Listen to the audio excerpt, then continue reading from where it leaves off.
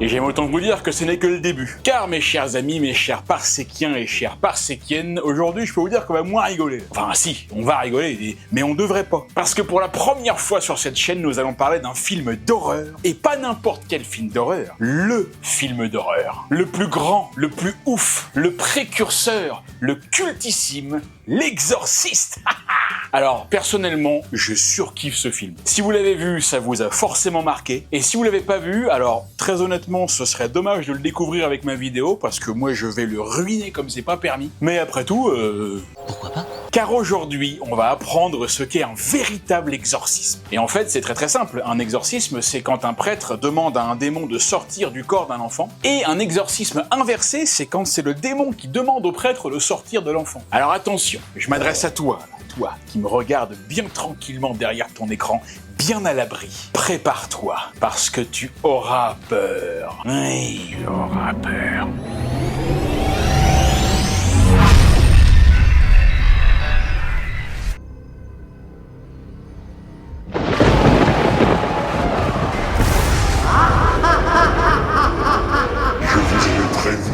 Vous aurez peur, car je suis le faucon des ténèbres, maître des agneaux noirs tachés de crime et des agneaux blancs aveuglés. Je suis celui qui appellera une ère de ténèbres sur le monde. Bon, les gars, je crois que cette pièce a l'air un petit peu possédée, là. Il y a une atmosphère bizarre. Et ça tombe bien, parce que cette vidéo est sponsorisée par Displate. Et Displate, c'est la meilleure arme pour se défendre avec style. Parce que pour protéger une pièce du malin, certains mettent une croix sur les murs. Et bah moi, je mets des Displate, ma gueule. Et ça marche hyper bien. Displate, ce sont des posters en métal, solides, efficaces, merveilleux. Avec une déco comme ça, toutes vos pièces seront protégées par la force. D'abord, on nettoie le mur de toutes les impuretés démoniaques. Comme ceci. Ensuite, on colle une simple feuille, on colle un aimant magique et on fixe le Displate. C'est tout. C'est trop facile. Oui, effectivement, c'est très facile. Même quelqu'un de... Possédé par le démon peut y arriver. Il y a des petits et des grands, et c'est fait pour les grands et les petits. Il y a autant de Displate que de façons de mourir. C'est-à-dire des millions. Cinéma, séries, musique, sport, jeux vidéo, nature, science-fiction, terreur, frissons. Regardez un peu celui-ci. Le pilier de la flamme contre la 3e lune supérieure, l'un des démons les plus puissants de Demon Slayer. Et regardez celui-ci, le combat de l'obscurité contre la lumière. Ah là, quand on évoque les mots stylés et badass, ils sont honorés par ce Displate. Et encore, je vous parle même pas des versions Textra, des Displates avec un effet de 3D, de texture, on ressent les reliefs. Et ça, c'est beau. Et il est même désormais possible de personnaliser votre Displate. Qu'est-ce qui se passe? Y'a quelqu'un? Non, y a personne. J'ai eu peur. Il vous suffit d'aller sur leur site, d'importer une photo, Displate l'analyse, et le tour est joué. Moi, j'ai fait un Displate avec mon chat, Hadès, le maître des enfers. Parce que les chats peuvent sentir les démons et les vampires. Bon, lui, il sent plutôt les croquettes au saumon, mais je l'entraîne à sentir les croquettes aux démons. Avec mon code à peu près, vous aurez 26% de réduction pour un Displate, 31% de réduction pour 2 Displates, et 36% de réduction pour 3 Displates et plus. Si vous n'en profitez pas maintenant, puisse Dieu avoir pitié de vous. Et je remercie beaucoup Displate d'aider cette chaîne en sponsorisant cette vidéo. Avant de commencer la vidéo, je voudrais rendre un hommage à un sacré gars qui nous a quitté beaucoup trop tôt il y a quelques jours, Bruno Salomon. J'hallucine, vraiment, j'ai beaucoup de mal à y croire, c'est comme très souvent quand quelqu'un part trop tôt, mais là pour lui, vraiment j'hallucine. C'est bien simple, j'adorais ce type. Je l'avais découvert comme beaucoup bien sûr grâce à Graines de Star et ensuite avec la bande du Carré Blanc avec Jean Dujardin. J'adorais son humour, j'adorais ses personnages, sa façon de parler, son accent à la con. C'était le cochon d'Inde. Sa voix en fait, juste sa voix, quand il disait la Jeep Renegade au Burger Quiz. Avec un klaxon qui fait Renegade. C'était l'un de mes personnages préférés dans Kaamelott avec son rôle de centurion Caius Camillus. N'empêche que chez nous, on sait construire, quoi. Les aqueducs, c'est quand même un petit peu plus classe que vos murs en merde séchée. Et surtout, il a marqué la chaîne 12 par sec de son empreinte, car le fameux mystère, eh ben c'est de lui que ça vient, les gars. Mystère. Alors mon cher Bruno, ton départ beaucoup trop soudain a été un choc, et j'espère que tu continueras d'en faire marrer beaucoup là-haut, comme tu l'as si bien fait ici. Allez, à plus Caius. L'exorciste. Oh là là mon gars. Alors d'abord, est-ce que vous êtes abonné à la chaîne? Bien sûr que non. Eh ben voilà, super. Alors nous on se casse le cul à faire des vidéos, à vous instruire, à vous divertir, et qu'est-ce qu'on a comme récompense? Rien. Vous les regardez bien tranquillement et vous vous abonnez même pas alors que ça vous prend juste un clic. Vous êtes vraiment des fils de pute. Oh non. Je suis désolé, non, je suis pas d'accord. Non, faut pas les traiter comme ça non plus. Non, franchement, voilà, si vous êtes pas abonné, bah abonnez-vous, hein, ça aide beaucoup la chaîne. Et voilà, ça nous fait plaisir, et ça vous fait plaisir aussi. Et ça vous fera plaisir beaucoup plus à vous qu'à nous. L'Exorciste, le film le plus terrifiant de tous les temps, à égalité avec Star Wars épisode 9. Non, sans déconner, L'Exorciste est considéré comme le film le plus terrifiant de tous les temps. Il faut le dire vite. C'est un film qui ne peut pas vous laisser indifférent. Si vous l'avez vu et que ça ne vous a rien fait, bah ça veut juste dire que vous êtes un putain d'androïde qui ne ressent rien, et que vous êtes bon pour la casse. L'Exorciste est sorti en 1973, et encore aujourd'hui, 53 ans après, c'est toujours le plus gros succès de l'histoire de la Warner, si on prend en compte l'inflation. C'est-à-dire que pour un budget d'environ 15 millions d'euros, il en a rapporté plus de 2 milliards. Hein, tant que ça? Il a gagné plus de 133 fois ce qu'il a coûté. Il a gagné 2 Oscars, 4 Golden Globes, et c'est le premier film d'horreur à avoir été nommé aux Oscars pour le meilleur film. Excusez du peu. Il a été réalisé par William Friedkin, alors c'est peut-être un nom qui dit pas grand-chose au grand public, mais les cinéphiles le connaissent très bien, puisqu'il a réalisé d'autres films quand même un peu connus, comme French Connection, qui a remporté quand même 5 Oscars, dont celui du meilleur film et du meilleur réalisateur. Et surtout, alors moi je le connaissais, mais pour complètement autre chose, puisqu'il a réalisé un film qui s'appelle Blue Chips, un film de basket, les gars, avec Shaquille O'Neal et Nick Nolte. On en parle d'ailleurs dans la vidéo, la tier list des films de basket, à laquelle j'ai participé avec la First Team, la première chaîne de basket dans le YouTube Game français. Si jamais ça vous intéresse, le lien est en description. Alors c'est adapté du roman du même nom, L'Exorciste, de William Peter Blatty, sorti 2 ans avant. L'auteur s'est inspiré d'un véritable cas d'exorcisme aux États-Unis en 1949. Et il faut qu'on parle du casting, parce qu'il y a dans ce film d'excellents comédiens et comédiennes. Et je commencerai naturellement par citer la jeune Linda Blair, qui joue Regan McNeil, la petite fille qui va être possédée par un démon. Linda Blair n'a que 13 ans au moment du tournage. Aujourd'hui, elle en a 67. Elle est absolument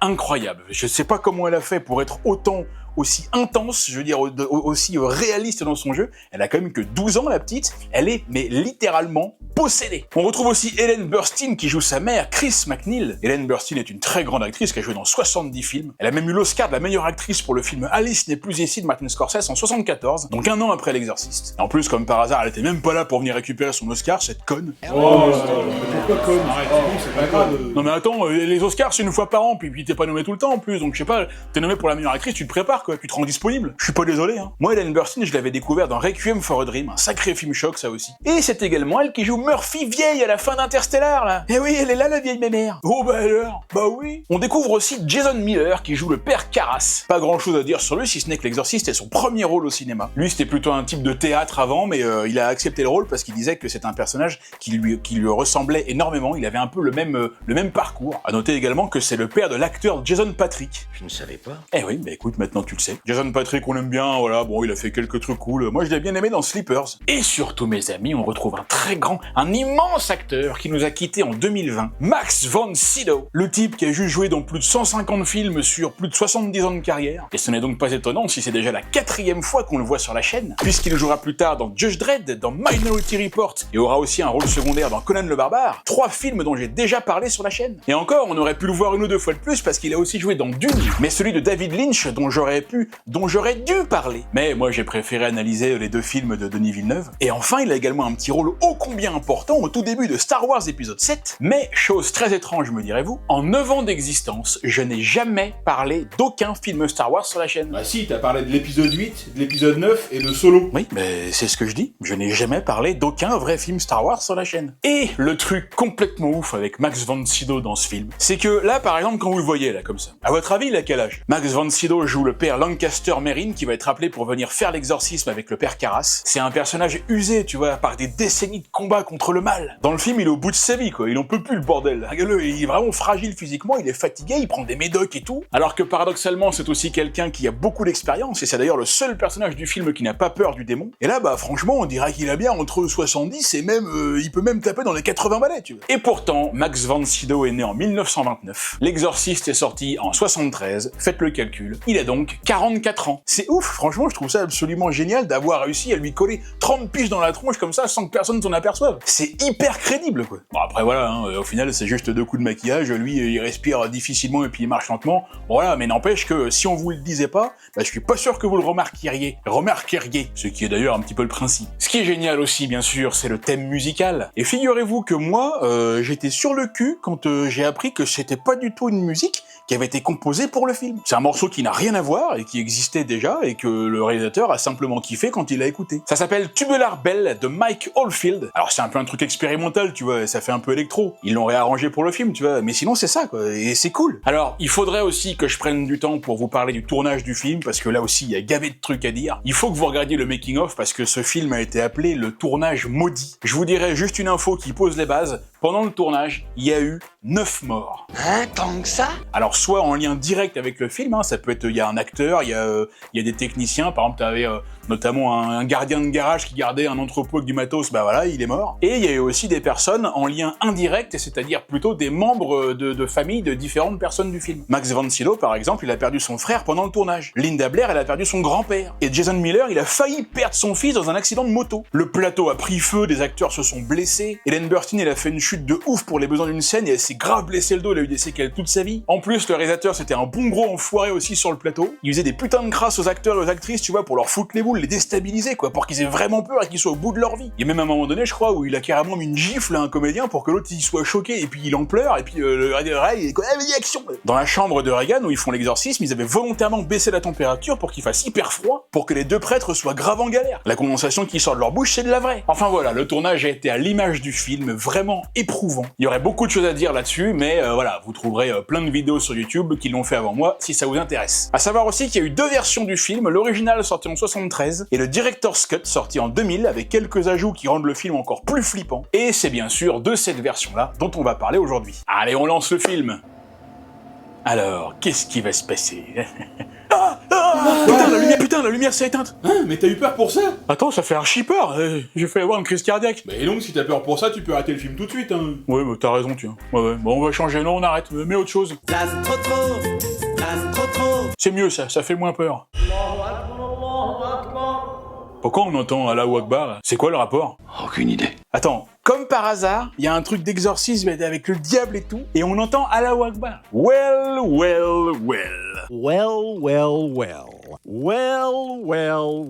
Bon allez, on reprend. Ah, là on est bien chez le rebeu. Alors, nous voici donc en Irak. Merveilleux pays s'il n'en fut. Pays de Babylone et ses jardins suspendus. En un mot, capitale du roi Nebuchadnezzar II. Pays de Bagdad, pays de la Mésopotamie. Et tout ça, on s'en tamponne l'oignon. Parce que là, on fait des fouilles. Ça fouille de partout. Il cherche quoi, là? Bah alors apparemment, ce serait un milliardaire juif qui a fait tomber une pièce de 20 centimes dans le coin. Et il sait plus où elle est, donc il a engagé plein de gens pour la retrouver. Ah bah attendez, moi je comprends. Y a pas de petites économies, hein. Et là, il y a un type qui a trouvé quelque chose. Une petite statuette d'un truc qui a une vieille gueule toute pourrie, là. Tiens. Qu'est-ce que ça peut bien être? Alors, j'avoue que ça, on sait pas. Mais si on sait. Mais bien sûr qu'on le sait, évidemment. C'est une statue du démon Pouzaza. Pas Zouzou. Le célèbre démon qui n'est pas célèbre du tout. Bah, vous le connaissez, vous? Mis à part dans ce film, vous avez déjà entendu parler de lui? Pas du tout. Moi, pas du tout. J'écoute pas bidon. Et on retrouve ensuite notre ami le chercheur en terrasse d'un café. Il se boit une petite pintade en terrasse. Enfin, plutôt un petit thé, hein. Et donc, il a pas l'air au mieux de sa forme, hein. Le vieillard de 44 ans. Putain, la vache, si dans 2 ans je suis comme ça, ça fout les boules. Oui, j'ai 42 ans, oui, bon bah voilà. Ça se voit pas du tout, hein. J'en fais 23, 24 maximum, hein. Bon, le daron, il dit à son collègue qu'il doit rentrer chez lui. Et là, on va le voir marcher dans les rues de Marrakech. Marrakech, ouais, on est en Irak, hein. Oui, bon, bah, le Caire, alors. Oh, n'importe quoi, le Caire, c'est en Algérie. Ah, putain. Le Caire en Algérie, non mais vraiment, mais... Ah, vous êtes vraiment bidon en géographie, vous. Bande de dégueulasses. Vous serez jugé pour ça. Et là, il arrive sur un autre site archéologique. Et attention, il se passe quelque chose. Il revoit une autre statue de Zazapou. Pas Zouzou. Et là, il se passe des trucs. Là, il y a comme de la tension dans l'air. Il y a un vieux qui le regarde. C'est mystérieux. Là. C'est mystérieux, les gars, je vous dis. Oh putain, j'ai Il y a du mystère. Et attention, il y a des chiens qui se battent. Ça fait peur. Attention, ça fait peur. Et là, il y a le soleil qui se couche. Attention, les gars, il y a le soleil qui se couche. Ça fait les poules. C'est hyper dangereux. Ah, mais dans ce film, faut faire vachement gaffe. Il peut se passer des trucs de ouf à n'importe quel moment. Et nous voilà maintenant à Washington, D.C. DC pour... Ça veut dire quoi, déjà, DC? Nique ta mère. Non, n'importe quoi. Pas du tout. Ça veut pas dire ça. Si, ça veut dire nique ta mère, hein, je crois. Sérieux, ça veut dire ça? Oui, c'est ça, complètement. Peut-être. Et là, on découvre une dame qui écrit avec un stylo sur une feuille. Non mais ça va. C'est bon, c'est rien, ça. Là, on peut pas avoir peur de n'importe quoi tout le temps, sinon ça va être long. S'agirait d'être un peu courageux quand même.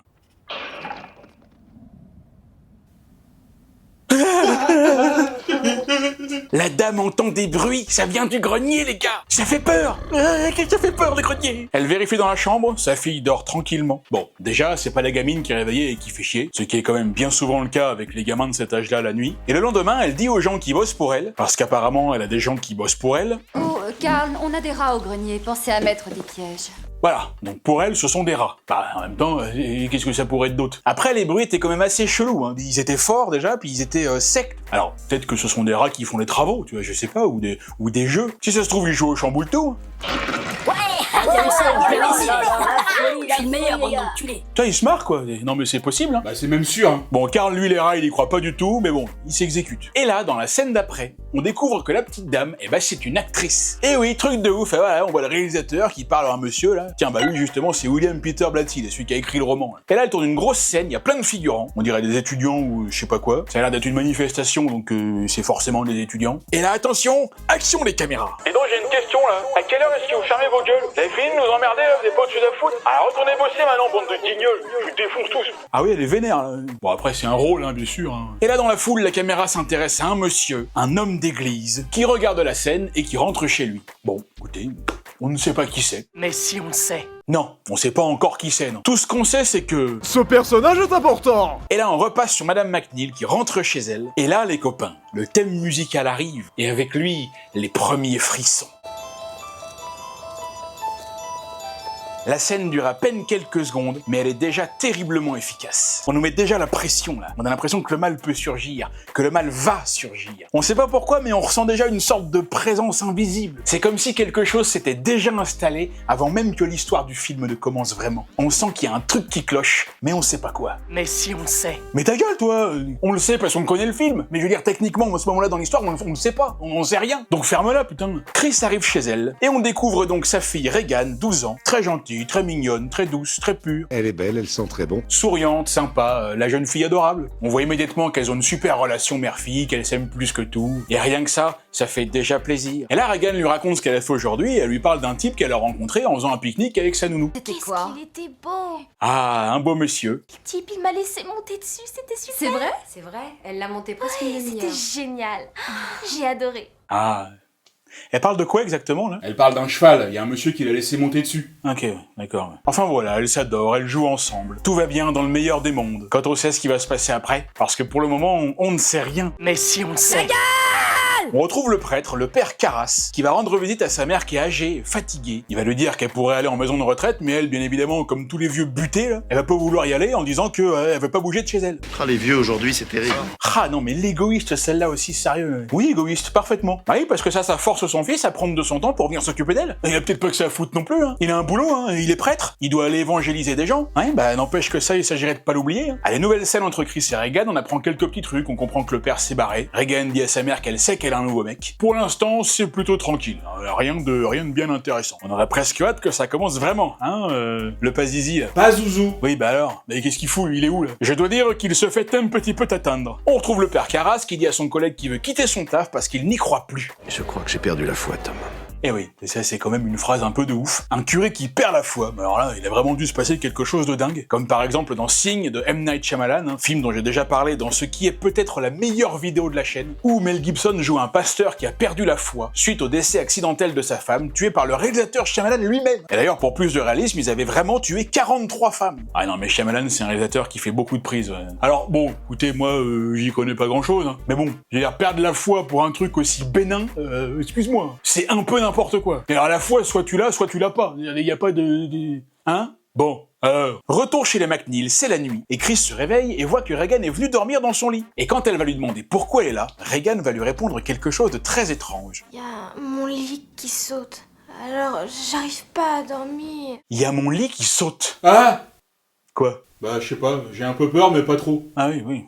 Oui, non mais moi je comprends. Hein. Bah, c'est quand même pas anodin. Bon, sa mère, évidemment, on pense qu'elle raconte un peu n'importe quoi, ce qui est très certainement le cas vu qu'elle a 12 ans et qu'à cet âge-là, tu dis principalement de la merde. Ah bah moi, mon fils, il a 11 ans, je crois pas qu'il ait dit un seul truc intelligent depuis qu'il est né. Tel père, tel fils. Non, chut. Hé, papa travaille. Alors, va me chercher une bière, tiens. Je peux en prendre une aussi? Oh, bravo, super. Oh. Bien sûr. Bon, Chris, elle entend à nouveau du bruit dans le grenier, et cette fois, elle décide d'aller voir. Elle va prendre son courage à deux mains. Enfin, à une seule main, puisque dans l'autre, elle tient une bougie. Et là, comme par par hasard. Attendez, j'ai rien dit là. Ah, pardon.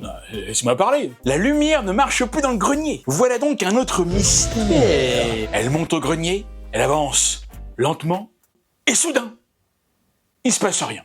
Il se passe rien, il n'y a rien du tout, et voilà, c'est comme d'habitude. Il n'y avait rien du tout, voilà, mais c'est toujours pareil. Je crois qu'il va se passer un truc, et puis en fait, non. Il n'y a rien. Putain, mais qu'est-ce qui s'est passé là? Mais qu'est-ce qu'il fout là, ce vieux con? Attends, il était là comme par hasard au moment où la bougie s'est enflammée. Ah, attends, si ça se trouve, il est peut-être pour quelque chose, hein. C'est peut-être lui le tueur. Le tueur? Oui, enfin, le monstre, quoi. Hein? De quoi? Mais quel monstre? Enfin, le diable, c'est lui le diable. Mais n'importe quoi. C'est pas du tout. Oh, non, mais c'est bon, je sais pas, moi, j'essaie de dire des trucs mystérieux, c'est tout. Ouais, bah tes trucs mystérieux, tu peux te les foutre dans le cul. Oh là là. Ah si. Vous voyez ce que je dois endurer au quotidien quand je pense que c'est moi qui leur ai écrit leur texte. Alors là, on voit un prêtre qui installe des fleurs dans une église, certainement pour cacher des preuves, quand soudain... Oh mon Dieu. Ah, il y a des petits malins, là. Des artistes en herbe. Bon, c'est quand même d'un assez mauvais goût, hein, je crois qu'on peut le dire. On dirait une sculpture de l'artiste Damien Hirst. Vous regarderez ce qu'il fait, lui, c'est marrant. Et là, on retrouve Regan qui fait des tests chez le docteur. Tiens donc, écoutez, sa mère a pris les devants. Elle a remarqué que sa fille commençait un peu à yoyoter de la touffe. Enfin, je veux dire... De la touffe. Oui, non, mais bizarre, c'est chelou. Non, mais je veux dire, elle commence un petit peu à délirer, quoi. Ah bah, le coup du lit qui saute, c'est quand même bizarre. Hein. Et là, il y a un autre truc très bizarre. Il se passe ça. Eh oui, ça c'est quand même un petit peu chelou aussi. Et ensuite, quand le docteur lui demande si elle sent quelque chose... Mets ça dans la bouche. Attends maintenant. C'est un indicateur de température. Ah, encore une fois, j'ai eu peur. Hein. Attends, c'est chaud de pas faire trop de vannes un peu trop border, là. Et donc, il lui prend sa température, mais là... J'en ai pas envie. Ouais, mais dis donc, elle s'énerve, la jeune fille, là. Qu'est-ce qui lui arrive? C'est bizarre, ça lui ressemble pas. D'habitude, elle est très gentille. Il y a quelque chose qui a changé. Heureusement, le docteur se veut rassurant et dit à Chris que c'est qu'une crise passagère. Vous lui filez du Valium 6 fois par jour, 100 mg par prise, vous le mettez dans le Nesquik, ça passe tout seul. Voilà, ça au moins, c'est un bon conseil de médecin. On peut toujours leur faire confiance. Surtout dans les années 70. Bon, par contre, là, le docteur, il va lui parler d'autre chose. Il va dire à Chris que sa fille s'est montrée particulièrement vulgaire et même obscène pendant la consultation. Mais obscène, c'est-à-dire? Bah, c'est-à-dire qu'elle a dit des trucs qui sont clairement pas de son âge, quoi. Mais pas de son âge, comment vous voulez dire? Votre fille m'a dit de ne pas fourrer mes doigts dans son putain de con.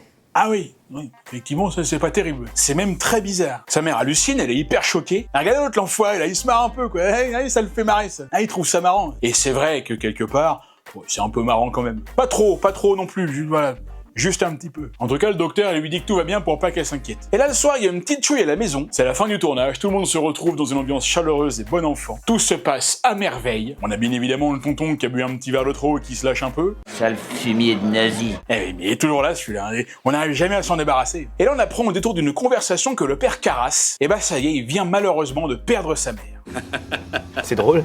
Eh oui, coup dur chez les mous. Là, ça va pas arranger sa situation de recherche de la foi. Là, il a tous les malheurs qui lui arrivent à la fois. Enfoiré de boche. Oh, mais il peut pas se la fermer, lui. Mais retirez-lui son verre à celui-là. Ouais, mais c'est le réalisateur, on peut rien dire. Et alors, s'il est trop relou, faut le calmer, là. Mais attends, ils se prennent pour qui, ces réalisateurs, là? Allez, virez-moi ça, là. Foutez-le dehors, ce vieux déchet. Sérieux, je vous jure, hein, on dirait PH à son mariage. En plus, lui, il s'appelle Burke. Ah, il porte bien son nom, celui-là. Bon, allez, la chouille peut continuer. Allez, DJ, là, fais péter le son, là. Le cœur de l'histoire sur notre Oui, c'est ça, c'est bon. Allez. Note pour plus tard, ne jamais laisser un curé gérer la musique pendant une soirée. Alors là, c'est le meilleur moyen de faire partir tout le monde. Bon, en même temps, après, tout le monde a l'air de bien se marrer. Qu'est-ce qu'il chante d'ailleurs, là, exactement? Et vive, vive, vive les gros nichons, les pères de saints, comme des ballons, en pomme, en quoi. En fait, ça dépend quel curé, il y en a qui sont sympas quand même. Et là, Regan, qui a entendu sa chanson préférée, se joint à la fête, et elle va y aller aussi de sa petite boutade. Vous allez mourir là-haut. Bah, ma chérie, qu'est-ce que tu fais? Faut faire ça dans la litière, pas sur le tapis. Excusez-la, c'est parce que j'ai oublié de changer la litière. C'est pas grave, je le fais aussi, moi. Du coup, elle fait sur le tapis. T'es chiante, hein, faut faire dans la litière, je te dis. Et ouais, mais ça, les jeunes qui pissent partout sur le tapis, ça c'est le risque. Faut leur apprendre la propreté le plus vite possible, parce que sinon ils pissent partout, et puis alors là, pour nettoyer, après, bonjour. T'as intérêt de vaporiser avec 10 litres de Fébraise. Et le soir, dans son lit. Maman. Qu'est-ce que j'ai?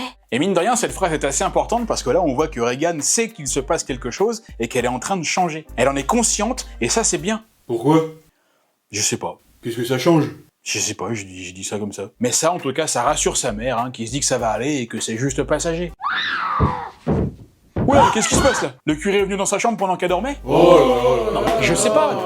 J'en sais rien, je pose la question. On ne peut pas poser la question. Chris ouvre la porte et découvre avec horreur que le lit est en train de bouger tout seul. Mais c'est complètement fou, qu'est-ce qui se passe? Et Regan qui reste dessus et qui a peur, la pauvre petite. Bah, je sais pas, au pire, tu peux peut-être descendre du lit. Tu roules sur le côté, ça te prend 2 secondes. Tu vois, ça a pas l'air insurmontable. Mais non, la gamine, elle a peur, mais elle reste bien sur le lit. Elle a vraiment rien dans le crâne, ça. Et sa mère qui se jette sur le lit pour l'arrêter. Mais ça continue, c'est incroyable. Mais qu'est-ce que ça veut dire? Alors, soit ça veut dire qu'il y a des puces de lit hyper vénères qui font de méga chouilles sous coke et sous acide, soit ça veut dire que Regan ne mentait pas tout à l'heure quand elle a dit que son lit sautait. Bizarre comme si bizarre. Et puis alors, faut pas compter sur les médecins pour trouver la solution. Hein. Parce que l'autre là, écoutez un peu ce qu'il va dire à Chris pour expliquer le fait que le lit bouge tout seul. Le lit qui saute, c'est certainement dû à des spasmes musculaires. Bien sûr, tout à fait. Ce sont des spasmes musculaires qui ont fait sauter le lit tout seul. Qu'est-ce qu'on fait? On lui casse la gueule maintenant ou tout de suite Non mais sérieux, quand on sait pas, on ferme sa gueule. Hein. Ça vous évitera de balancer des énormités sous couvert de la médecine. Ah, les années 70, je te jure. Heureusement que ça a bien changé maintenant. Hein. Heureusement. Du coup, ils refont des examens encore plus poussés à Regan. On sait pas trop ce qu'ils cherchent, mais de toute façon, ils vont pas trouver. Surtout que le lendemain, la situation va empirer et pour nous, les choses sérieuses vont enfin pouvoir commencer. Les docteurs reçoivent un coup de fil, c'est urgent, il faut qu'ils viennent voir Regan tout de suite parce que cette fois, elle a vraiment des très gros spasmes musculaires. Qu'est-ce qui se passe? Absolument, lui. Tiens, dans ta gueule, toi. Et ça, c'est un spasme musculaire aussi? Alors. Et là, Regan va enfin leur parler de sa voix douce et enfantine. La truie est à moi.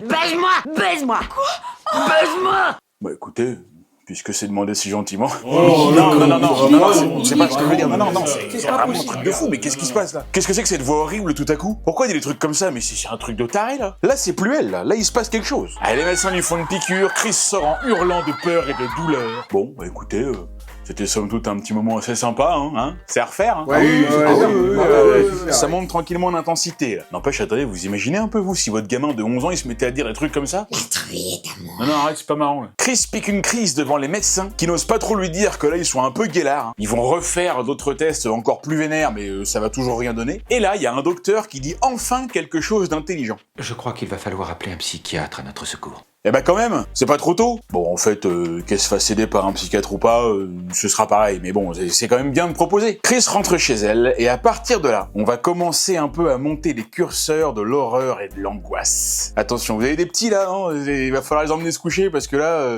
va falloir mettre des bibes, Jean-Pierre. Hein. Putain, celui qui l'a, celle-là, c'est un grand malade. Chris est dans le noir, la lumière est coupée. Qu'est-ce que c'était là? On a vu quelque chose là? Ah oui, on a vu quelque chose de bizarre là, oui. C'était quoi? Ah je sais pas, non, je sais pas. Remets une dernière fois l'extrait, juste pour voir, arrête-toi bien sur le truc. Bravo quoi. Ah, comment je vous ai tous niqué là. Je voulais tous une bonne grosse mandale dans l'épaule. Et vous avez tous fait avoir, mentez pas. Je vous la filerai à la prochaine convention. Alors, qu'est-ce qui se passe là? Oula, encore un monstre, et ça commence à puer là. Vous pouvez remettre vite fait là pour qu'on voit là? Non, tu vas refaire une connerie encore là, c'est pour voir le monstre. Non, tu vas remettre une connerie, c'est sûr. Mais non, je vais rien faire, je vous jure, c'est pour voir le monstre là, je crois que c'était justement plus le zizi là. Pas Zouzou. Remets-le justement, voilà, on va voir qui c'est. Tu jures que tu fais pas de conneries? Je vous jure que je vais rien faire, faites-moi confiance. Bon bah vas-y. Putain, je savais, sérieux. C'est moi le meilleur. Regan est en train de dormir, Chris redescend. Il y a un type qui arrive pour annoncer une bien mauvaise nouvelle. Burke, le réalisateur du film, celui qui traitait tout le monde de nazi tout à l'heure là, il a été retrouvé mort. Il avait dû picoler, il est tombé du haut des escaliers dehors devant chez toi. En arrivant en bas dans la rue, il s'est fracassé le crâne. Oh non! Et si, truc de ouf, mais c'est terrible. Bon, écoutez, là, je crois que c'est vraiment trop, là. On va essayer de se calmer un petit peu, on va calmer le jeu, on va essayer de positiver un peu, là. Au moins, Regan va bien, hein, c'est le plus important, et ça va sûrement aller mieux.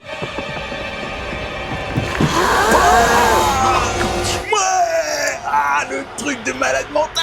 Là, ça commence à devenir intéressant, là. On vient de franchir un nouveau cap dans l'horreur. Alors, à noter que c'est quand même pas la façon la plus pratique de descendre des escaliers, hein. C'est sympa, hein. Faut reconnaître que ça a du style, hein. Et surtout, c'est quand même l'une des scènes les plus traumatisantes du film. Je me souviendrai toujours la première fois que j'ai vu ça, j'ai eu un frisson dans le dos. Et pourtant, cette scène n'était pas dans la version originale de 73. Les gens ne l'ont pas vue quand ils ont découvert le film au cinéma. Alors en fait, ils avaient vraiment tourné cette scène pour la version de 73, c'était prévu de la mettre, ils avaient fait ça avec une cascadeuse qui s'appelait Anne Miles. Elle était attachée à un harnais qui supportait son poids, mais la nana, en fait, c'était une gymnaste, elle était hyper balèze. Apparemment, j'ai même lu que limite, elle avait même pas besoin du harnais pour y arriver, quoi. Elle arrivait littéralement à faire ça comme ça toute seule. C'est quand même un peu dingue. Et elle était même pas possédée. Sauf qu'au dernier moment, Friedkin aurait décidé de couper la scène parce qu'il trouvait que ça arrivait trop tôt dans le film. Et aussi, et surtout, à l'époque, au niveau des effets spéciaux, ils ont pas réussi à effacer tous les câbles du harnais. Et donc, ils pouvaient pas laisser le plan comme ça avec des câbles que tu voyais à l'écran, quoi. Et c'est donc pour la version Director's Cut en 2000 qu'ils ont remis le plan en le retravaillant et en effaçant les câbles. Et ce qui est ouf, c'est que c'est aujourd'hui une des scènes les plus connues du film et même l'un des trucs les plus cultes de tout le cinéma de toute l'histoire du cinéma d'horreur, alors que personne n'a vu cette scène pendant 27 ans. Comme quoi, il y a des rajouts des fois dans les Director's Cut qui prennent vraiment tout leur sens. Ah là, ils ont compris qu'elle était possédée par quelque chose et ils vont enfin lui poser les bonnes questions. Y a-t-il quelqu'un en toi? Oui, par moment. Je vais parler à la personne qui est en Regan maintenant. Qui es-tu? Et oui, le diable prend les choses en main. Il faut faire hyper gaffe, là. Il y a un moment d'inattention et hop, il nous chope par les boules. Bon, en tout cas, maintenant, on en est certain, Regan est possédé. Pendant ce temps-là, on fait la connaissance d'un inspecteur qui enquête sur la mort de Burke, le réalisateur, là. Vous savez, celui qui est tombé dans les escaliers qui sont juste en dessous de la maison des McNeil. Ces escaliers-là, ils sont hyper longs. Ce sont de vrais escaliers, bien sûr, évidemment, qui sont dans le quartier de Georgetown à Washington. Et ils sont naturellement surnommés les Exorcist Steps. Et l'inspecteur va voir le père Karras, qui est aussi psychiatre, pour lui poser quelques questions. Mon père, jusqu'où s'étend votre savoir sur la sorcellerie? J'ai lu la Bible, le Coran et la Torah. Ah, c'est bien, c'est une bonne base. Et oui, parce qu'en fait, il y a un truc que la police n'a révélé à personne. C'est que quand ils ont trouvé Burke en bas des escaliers, il avait la tête complètement retournée à 180 degrés. Et c'est quand même assez difficile à croire qu'il se soit fait ça dans la chute. Alors, l'inspecteur se dit que c'est peut-être un malade mental, tu vois, le même qui aurait profané la statue de Marie dans l'église, qui aurait tué Burke. Et le père Karras, ancien psychiatre, est la personne parfaite pour s'occuper du dossier. Ce genre de maladie, c'est votre rayon. Sauf qu'évidemment, Karras ne veut pas parce qu'il est en plein deuil de sa mère, il a beaucoup de mal à en sortir. Putain, c'est chiant, hein. Il pourrait accepter tout de suite, quoi. C'est bon, sa mère est morte, voilà, il faut qu'il passe à autre chose. Ah non, mais sérieux, quoi. Mais quel connard, ce type! Bon, là, tous les médecins disent à Chris qu'ils ne savent pas quoi faire et que, au point d'en est, là, il y a plus qu'une seule solution. Faut la couler dans du béton, hein. Moi, je vois plus que ça. Hein. Ou dans de l'acide. Ça marche bien, l'acide, hein. Nous, on l'utilise des fois quand on sait plus quoi faire. Et oui, c'est vrai qu'on n'y pense pas assez, mais l'acide, au moins, c'est radical. Demandez à Walter White et Jesse Pinkman, ils vous diront comment faut faire. Hein. Et là, il y a un docteur qui va poser la question. Savez-vous ce qu'est un exorcisme? Un exorcisme, ça y est, le mot est lâché. C'est le dernier recours. Aux grands mots, les grands remèdes. Pendant ce temps-là, l'inspecteur, il inspecte en faisant une inspection. Et là, au pied de l'escalier où est mort le réalisateur bourré, il trouve une sorte de petite sculpture en terre cuite, là. Bizarre, étrange, mystère. Il remonte l'escalier et c'est vrai que c'est directement sous la chambre de Regan. Et quand il va voir Chris pour lui poser quelques questions, il lui dit qu'en raison des blessures constatées sur le corps de Burke, il est probable que le défunt ait été tué et ensuite poussé par la fenêtre de votre fille. Comme personne n'était dans la chambre, excepté votre fille, ça ne s'explique pas. Alors en fait, si, ça s'explique très bien, hein. Tout le monde a déjà compris. En plus, il retrouve le même type de petite sculpture qu'il a trouvé au pied de l'escalier dans la maison, et il comprend tout de suite, et tout le monde comprend également, que c'est très certainement Regan qui l'a tué. Et quand l'inspecteur s'en va, Chris le comprend aussi. Sa propre fille, sa charmante petite Regan, est une meurtrière. Et ça fait mal. Et là c'est parti, le diable s'habille à nouveau en Regan et lui fait faire des trucs de ouf. Laisse Jésus te baiser!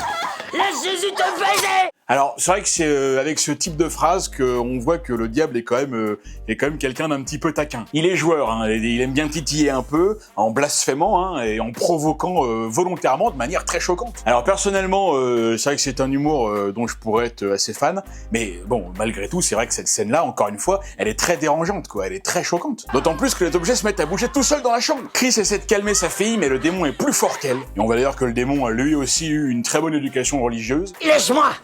Lâche-moi! Encore une scène qui devait être très sympa à tourner. Faut quand même saluer la prestation de la petite Linda Blair là, parce que arriver à jouer un personnage comme ça à son âge, c'est quand même un truc de ouf quoi. Le rôle à peine traumatisant, tu sais. Le démon projette très violemment Chris au sol, qui s'explose le dos. C'est sur ce plan-là d'ailleurs qu'elle s'est fait hyper mal au dos là, comme on le disait tout à l'heure. Enfin plus exactement, je crois qu'elle s'est blessée au coccyx. Puis évidemment le réalisateur, c'est cette prise-là qu'il a gardée pour la mettre dans le film quoi. C'est sympa comme ça, Ellen Burstyn à chaque fois qu'elle reverra le plan, ça lui rappellera des bons souvenirs. Bon, remarque, ça fait des anecdotes à raconter. Hein. La commode bouge toute seule. Chris arrive à partir et là le diable lui parle directement. Vous savez ce qu'elle a fait? Ouvrez la porte! Votre connasse de fille!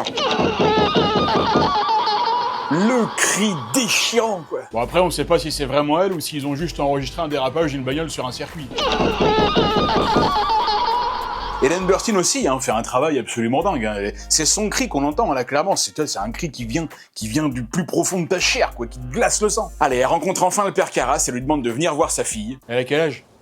12 ans, pourquoi? Ok, je viens. Au début, lui, il refuse, mais finalement, il dit oui. Tout simplement parce que c'est toujours comme ça que ça se passe au cinéma depuis 350 ans. C'est une règle pour écrire des bonnes histoires et des bons scénarios. Au début, le personnage doit refuser. Et c'est que après qu'il dit oui, quand on l'a bien prié pendant 1 heure. Sans déconner, il y a des milliers de films dans lesquels tu vois ça. Sérieux, je vous jure. Si vous leur faisiez dire oui tout de suite, on aurait gagné des siècles d'attente et des années-lumière de pellicule. Allez, le père Karras rencontre enfin Regan, et avec elle, le diable. Et direct, le diable, il va essayer de déstabiliser Karras en lui parlant de sa mère. Ta mère est ici avec nous, Karras.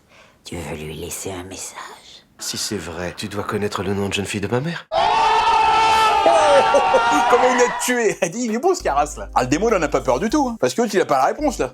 Et tu dis plus rien, toi. Ah là, le Damien Karras, il doit se dire. Ah, comment je l'ai bien baisé! Exactement. Bah tiens, pour la peine, prends-toi ça. Ah, mais qu'est-ce que c'est que ça? C'est horrible. Ah, il lui a jamais dans la bouche. C'est dégueulasse. Bah un peu, ouais, c'est clair. Hein. Bon, après, ça ressemble pas trop à du vomi. Hein. On dirait plutôt de la purée de petits pois. Hein. Et d'ailleurs, c'était ça. Hein, c'était de la purée de petits pois. Mais bon, on est quand même dégueulasse. Dis donc, jeune fille, c'est pas des manières, là? Raph, dis quelque chose? Non, non, non, jeune demoiselle, ça ne se fait pas! C'était Raphaël des Tortues Ninja. Oh, de temps en temps, comme ça, il y en a une qui passe nous voir, oui. Et n'oubliez surtout pas que c'est Donatello le meilleur. Karras, il croit toujours pas que Regan est possédée, il pense qu'elle a juste un trouble au cerveau. Et c'est vrai que, quelque part, quand tu la vois comme ça, bah, elle a juste la tronche normale d'un gamin qui s'est un peu chamaillé avec ses frères et sœurs, quoi, c'est tout. Faut pas voir tout de suite le diable partout non plus, hein. Mais elle est fille unique, hein. Mais alors? Elle est peut-être tombée dans la rue toute seule. Et les meubles qui bougent tout seuls? Bah, c'est pareil, ça se trouve, c'est un courant d'air. Un courant d'air qui l'a fait bouger. La fenêtre était ouverte, elle se signale. Hein. Ouais, ça, tu vois, on n'y pense pas. C'est des petits trucs, c'est des petits trucs qu'il faut voir. Bon, par contre, Karras, il est comme emmerdé parce que Regan, elle était au courant que sa mère venait de mourir. Et ça, y a personne qui lui a dit, donc ça reste un mystère. Il va donc faire des tests, il faut qu'il voit si elle est capable de faire des choses qu'elle pourrait pas faire normalement. Comme par exemple, parler une autre langue, ou trouver un championnat de foot, n'importe quel championnat, n'importe quel type de championnat, n'importe quel type de coupe que l'OM a gagné. Des trucs qui sont pas possibles normalement, qui arrivent jamais, ou extrêmement rarement. Il retourne la voir, il l'asperge d'eau bénite. Et surtout là, elle se met à parler une langue hyper chelou.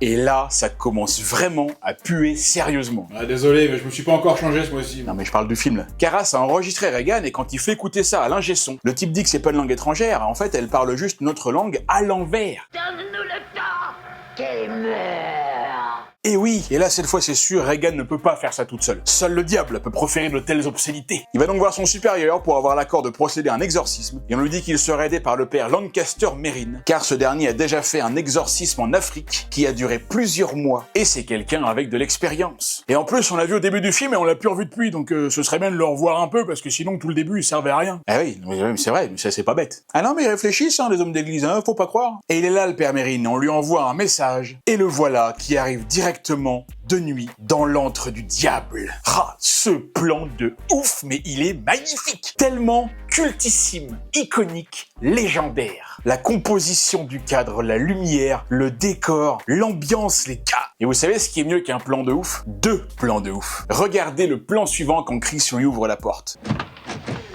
Oh là là, mais cette apparition de la silhouette du père Merrin là, je vous jure, ce plan, il est moins connu que le précédent, mais il est tout aussi efficace. Ça, tu vois, c'est un réalisateur qui s'est filmé, qui s'est éclairé et qui s'est composé un cadre, bordel. Père Karras, très honoré de faire votre connaissance. Oh, cri de ouf, quoi. Ça ressemble beaucoup à moi quand je suis sur les chiottes et puis que je suis constipé et que j'essaye de pousser.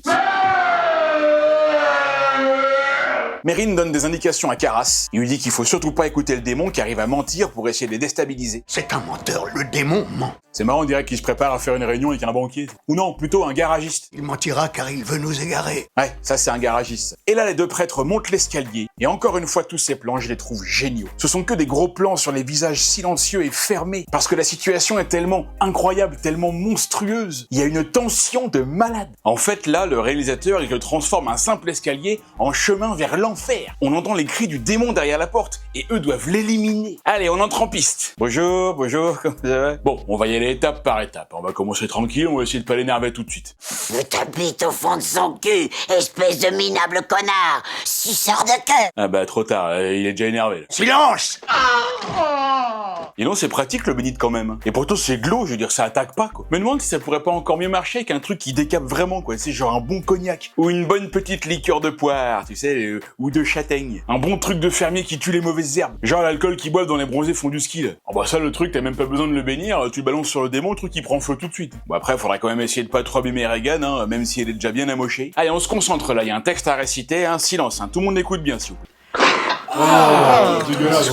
Mais qu'est-ce qu'elle est pénible, hein, franchement, c'est chiant. On peut pas bosser tranquille avec elle. Mais Mérine, lui, il s'en fout, il bouge pas d'un cil. Ah bah, il a de l'expérience, le papy. Eh, 44 ans quand même. Comme nous pardonnons aussi à ceux qui... Alors là, c'est une scène qui va être assez longue, hein. Les deux prêtres vont réciter des textes religieux, et c'est le père Mérine qui commence. Alors, c'est Melon et Melèche qui préparent un pot-au-feu. Melon cuit la viande et Melèche le poireau. Ah, ça le fait marrer, ça il aime bien, ça. Bah, au moins il a de l'humour, hein, le démon, ça c'est toujours un bon point. On peut peut-être l'avoir avec ça. Bon, par contre, il est un peu bipolaire aussi, parce que là, il est capable de s'énerver très vite, et surtout de te lâcher des bonnes punchlines. Ta mère suce des cœurs en enfer, Cara. Ça c'est bon ça. Ça aurait pu être une phrase à moi ça. Peut-être que je devrais essayer de me laisser posséder par un démon pour qu'il me donne des idées de répliques. Si des fois vous connaissez un démon par chez vous, bah écoutez, dites-lui de passer me voir. Bon donc là ça prend du temps, hein, beaucoup de temps même, la scène est assez longue. Eh oui mais écoutez, exorciser quelqu'un, ça se fait pas en deux coups de cuillère à peau. Et c'est chaud parce que Mérine il commence déjà à être fatigué le vieillard. Et comme ça marche pas tout de suite, bah le démon il se fout un peu de leur gueule. Et il a bien raison. Te chasse de ce corps! Mérine s'énerve carrément, et là c'est une vraie bataille entre le démon et les deux prêtres, ce qui est quand même assez injuste parce que quelque part, bah là ils se sont quand même mis à 2 contre 1. Et là le démon il se laisse pas faire et il attaque direct la mère de Caras. Tu as tué ta mère, Caras. Elle est morte toute seule. Tu ne pardonneras jamais, Seigneur! Salope! Non, pardon. Pourquoi tu dis ça? Non, mais c'est parce que comme il est tout seul, le démon qui sont 2 contre lui, bah... peut-être faut un peu l'aider aussi, hein. Et là, le truc de ouf, Regan va se mettre à léviter. Elle s'envole dans les airs. Alors là, les gars, on a encore franchi un nouveau cap, là. On passe carrément dans le surnaturel. Là, les deux curtons, là, ils commencent à se dire que le démon, il est vraiment capable de faire des trucs de ouf et qu'il est plus fort qu'eux et que, y a un moment donné, ça va bien chier dans le ventilo. Ils arrivent quand même à la rattacher au lit et ils vont faire une petite pause. Le temps de fumer une petite clope, boire une petite bière. Ouais, parce que dis donc, quand même, avec tout ça, il fait soif, hein. Mérine, il prend son médoc parce que lui, il en peut plus, il veut pas tarder à crever. Eh, mais... 44 ans, hein. Ouais, mais bien sûr, ouais. En fait, dans ce film, je sais pas ce qui est le plus réussi entre le maquillage de Linda Blair en démon ou celui de Max von Sydow en vieillard. Bon, écoutez, il faudrait quand même essayer de terminer à un moment donné, hein, parce que là, il commence à se faire tard. En plus, Regan elle est à l'école demain, elle a même pas fait ses devoirs. Puis surtout, là, les invités arrivent dans 10 minutes. Hein. Et là, le démon va montrer encore une fois qu'il peut être très bon en imitation. Jimmy, pourquoi tu me fais ça à moi? Sérieux, il le fait hyper bien. Hein. Et en plus, il y a pas que la mère de Caras qu'il arrive à imiter. Il sait faire plein d'autres gens. La caloto, c'est moi, Gissus. La cervelle devant moi. Ok, ouais, pas mal, ouais. T'as quoi d'autre? Ah yes, il parle carrément japonais, quoi. Et ça, c'est bon, ça. J'incarne en fait l'énergie de l'homme vert du grand monarque, qui est annoncé par les prophéties de Nostradamus. Donc c'est l'énergie du Christ cosmique. Ah bah oui, bah alors, ça forcément, c'était sûr. Non, tu n'es pas ma mère. Mais calmez-vous, Caras. Je suis très calme. Et là, Caras est trop affecté par la mort de sa mère. Il prend encore les attaques personnellement et il n'est plus en état de continuer l'exorcisme. Il sort donc de la chambre et Mérine va finir tout seul avec la petite. Titre, non? Ouais, je pense pas que ce soit l'ambiance. Hein. Caras reprend ses esprits en bas pendant que l'inspecteur se pointe. Et oui, parce qu'il a juste une dernière question. Caras remonte finalement dans la chambre. Et là, il découvre le père Mérine sans vie. Il essaie de le ranimer, mais c'est trop tard. Il est mort. De fatigue ou d'autre chose. On ne le sait pas. On ne le saura jamais. Mais une chose est sûre. C'est le démon qui l'a tué. Tu penses? Ah ouais. Ça, alors peut-être, là, non, ça j'en suis sûr. Je suis sûr, parce que non mais je peux être assez bon, tu sais, dans ces trucs-là, moi, les côtés analyse du film, ça c'est mon truc, ouais. Et en plus, regardez comment il se marre, ce petit enfoiré, là, regarde le gars, salaud, ouais. Et là, pour Caras, c'en est trop. Trop, c'est trop. Alors il se jette sur le démon, et il défonce sa merde. Tu vas crever, oui. Et là, il tente le tout pour le tout.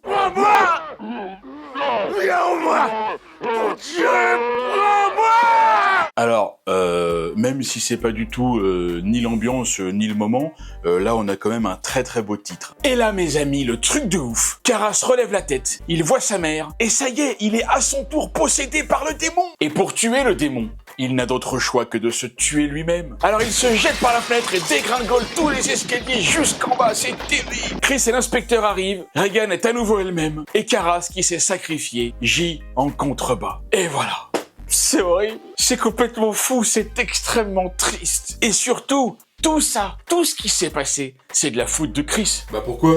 Parce que, je sais pas, mais J'en suis sûr. Pour moi, pour mon avis, c'est ça. De toute façon, il y a bien un moment donné, il faudra trouver un coupable. Et voilà, c'est terminé. Le démon est parti. Et les McNeil déménagent. Ils ne resteront pas un jour de plus dans la maison du diable. On voit que Regan va mieux, hein, même si elle a toujours des séquelles au visage. Et oui, mais qu'est-ce que vous voulez? C'est ça de passer du temps dans une chambre avec deux prêtres? Bon, c'est fini là. Non, mais c'est bon, mais je vais bientôt terminer. Et le film va donc tranquillement se terminer avec une petite scène sans grande importance qui montre que la vie continue. Le prêtre d'ailleurs, ami du père Carras, retrouve l'inspecteur et ils vont tout naturellement s'en jeter une petite en terrasse parce qu'il est déjà 11h et que l'apéro ça attend pas. Et fin.